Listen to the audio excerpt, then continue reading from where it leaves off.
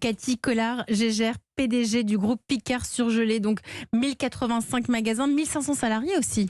Donc on est 6500 collaborateurs. 6500, je ne sais Absolument. pas d'où ça vient ce chiffre de 1500 C'est pas salariés. grave. 6500 collaborateurs. Cathy Collard-Gégère, plus 15,8% pour les plats cuisinés surgelés, plus 32,4%, je parle des prix, pour la viande surgelée, d'après le baromètre Europe 1 que nous élaborons en partenariat avec l'IRI. Est-ce que vous confirmez ces tendances chez Picard ? Alors, l'inflation chez Picard est autour de 10%, quand le marché alimentaire est autour de 12%, et le marché des surgelés est à peu près 17%. Donc, vous voyez qu'on a une inflation qui est contenue, en tout cas chez Picard, puisqu'autour de 10%, c'est une réalité, puisque vous l'avez souligné, toutes les postes sur la valeur, effectivement, la chaîne de valeur des produits augmentent. Tout Matières augmente. premières, les emballages, la production, le transport également. Donc effectivement, au bout du bout, ce sont des produits qui augmentent à hauteur de 10%. Oui. À hauteur de 10%, donc même pour la viande, quand on parle de plus 32,4% pour la viande surgelée, vous c'est 10%. Alors c'est 10% en moyenne, mais vous avez raison, les steaks hachés sont autour de 30% d'augmentation. Oui. C'est 30% d'augmentation. Pourquoi la viande ? Pourquoi c'est une des catégories les plus inflationnistes ? Pourquoi la viande ? Pourquoi ? Parce qu'il faut d'abord nourrir on part de l'animal, c'est ça ? Oui, alors c'est vrai que si vous prenez finalement la viande, il est nourri aux céréales. Les céréales augmentent à plus de 40%. Oui, ça, les céréales, le blé. Voilà. Bien sûr. Ensuite, la viande arrive à l'abattoir où elle est découpée. Donc là, la production, l'énergie, les salaires ont également augmenté. Elle est ensuite empaquetée, finalement emballée. Cette viande, les emballages ont augmenté à hauteur de plus de 40%.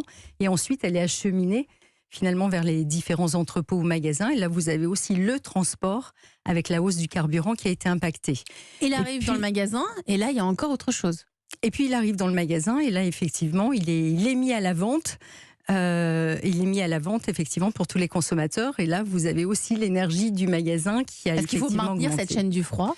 Absolument. Pour que le produit reste surgelé. Donc ça va du côté du poste de l'énergie qui entraîne aussi des hausses de coûts.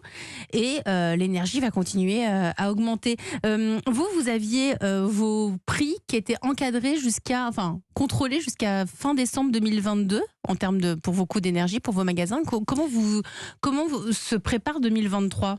Ah oui, donc en fait, c'est une facture d'électricité qui va être multipliée par 3 chez nous. Donc vous voyez une inflation assez importante puisque, vous l'avez souligné, 85% de notre énergie est consacrée finalement au process industriel qui est de faire du froid. Donc on n'a pas beaucoup de marge de manœuvre. 85% finalement. de vos dépenses énergétiques viennent de cette fabrique du froid. De cette fabrique du froid. Donc c'est pas une énergie de confort. Donc compliqué finalement pour nous de dire demain on va gommer finalement cet additionnel de facture en réduisant notre consommation d'énergie.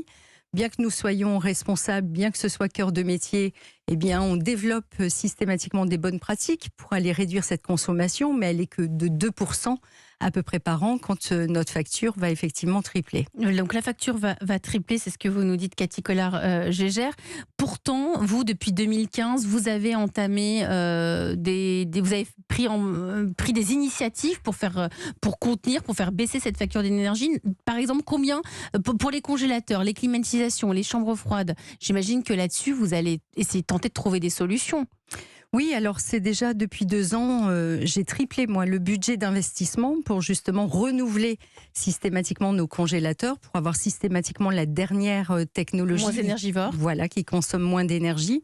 Donc c'est à peu près 4500 congélateurs qu'on renouvelle en fait chaque année. Et ça a un coût aussi, il faut les renouveler. Et puis ça a un coût. Donc on a triplé nos investissements. Vous voyez, on a mis par exemple un budget de 2 millions d'euros cette année pour aussi équiper nos magasins de réducteurs de tension.